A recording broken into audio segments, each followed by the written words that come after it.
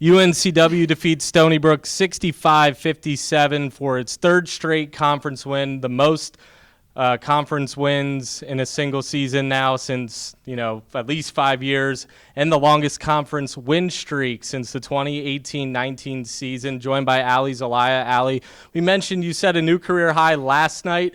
You set another one this afternoon, 26 points, 14 rebounds. Your 7th double-double of the season, 4th straight double-double, and more importantly, the program's 400th double-double all-time.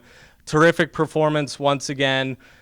Just your thoughts on this amazing win. Yeah, honestly, it's an honor to be a part of such amazing things here. And knowing that I only had 1 year here was just my goal to just be the most impactful player and person I can. And I think each individual player on our team is doing exactly that, and that's why this team is so special.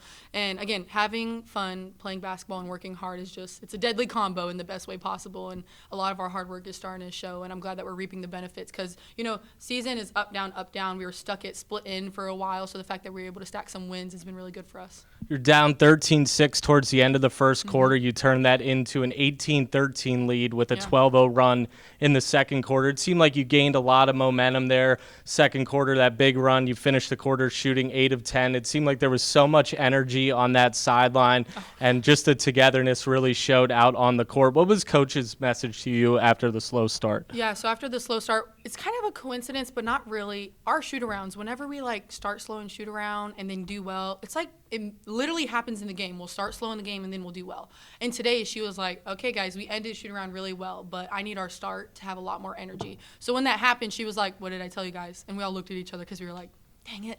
But honestly, it was just our energy is what fuels our defense and then which fuels our offense. Because when we're able to get stops, it turns into transition offense. For us, that works out really, really well.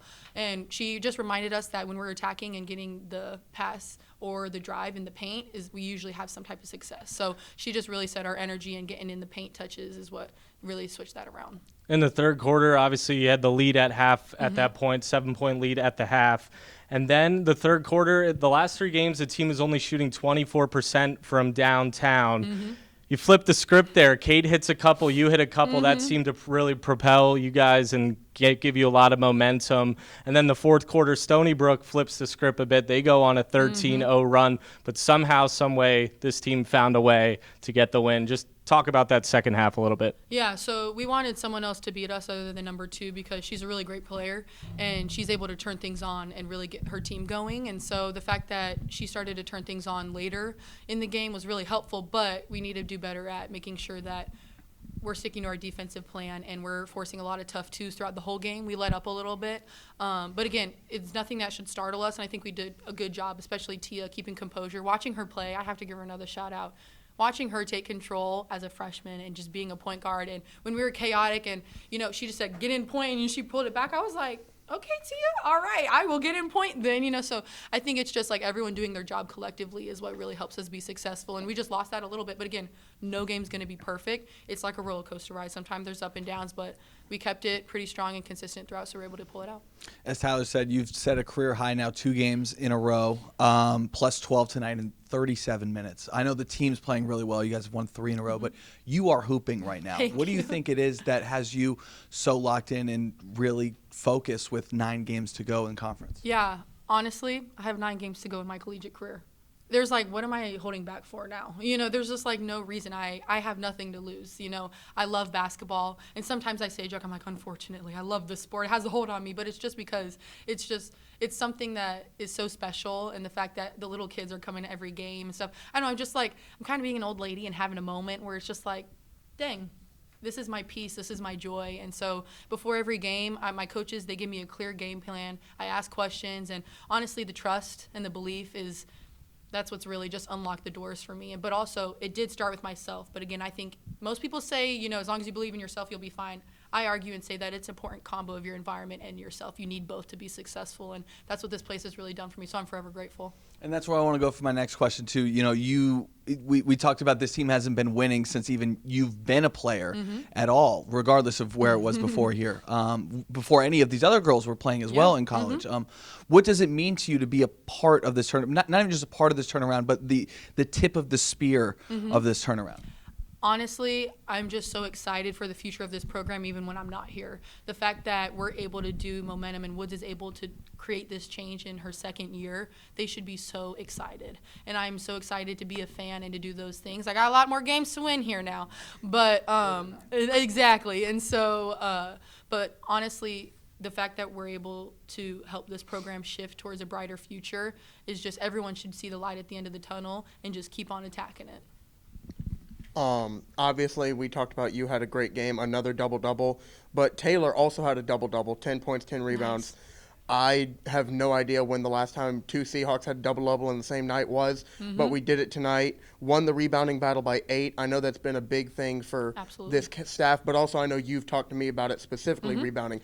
What did you see tonight that led to that rebounding outburst? Yeah, so you saw a couple moments where they got some offensive rebounds and stuff like that, and they're a really good offensive rebounding team. And that was on the scout. You know, we were prepared for that, and so I think just our mindset, and again, and in practice, I don't know if we're exposing us. We run every time our boys get an offensive rebound, and we're going against grown men, and so it's like if we can rebound against them, we can rebound against anybody. And so I think that just our commitment to that standard has not changed since the summer.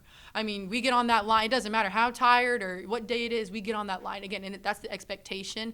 And I think however much we hate running for it, it really just drives us to be 1% better every single day. And honestly, that's something that really set us apart in the beginning of the season.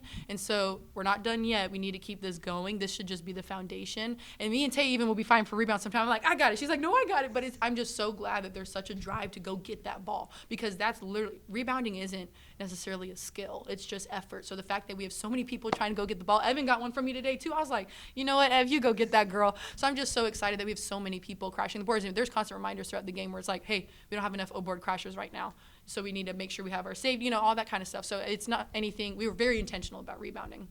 Yeah. One thing we've talked about a lot tonight and just throughout the season, slow starts, kind of the Achilles heel of this team. Only scored 8 points in the first quarter, but then held Stony Brook to only 9 points in the second quarter. Y'all scored 21 points of your own. What did you see that changed between those quarters? Yeah, so, and I don't think our start was necessarily slow. It's kind of neutral, you know, and even the last game, like, we had a very neutral start, which is just as good, in my opinion, as having a good start, you know, because it allows us to not feel defeated and just be like, okay, we're in the game. We're doing our job. We just got to ramp it up a little bit. But like I said, the energy was lacking, and, like, they had some offensive rebounds, just those kind of plays that kind of kill your momentum. They had a lot of those. And so Coach looked at us. She said our energy needs to shift, and we need to do a lot better of being intentional about our defensive stops, because again, we're the team that our defense fuels our offense, and that's how it works for most teams. They say defense wins championships, you know. And so honestly, us, again, if we're able to carry this on and keep on going, we're going to be really successful. The game is full of ebbs and flows, so it's okay. And us not panicking when things don't go well, I think kind of in the past you could see that sometimes we kind of like panic and we're like playing not to lose, and we're playing to win now. And I think that we have the confidence. We're not settling for winning 3 games in a row, and we're not settling for winning the rebound battle today. And I think that the fact that we're able to stay hungry but celebrate wins is really unique, and not a lot of people are able to do that. So hopefully we can keep this going.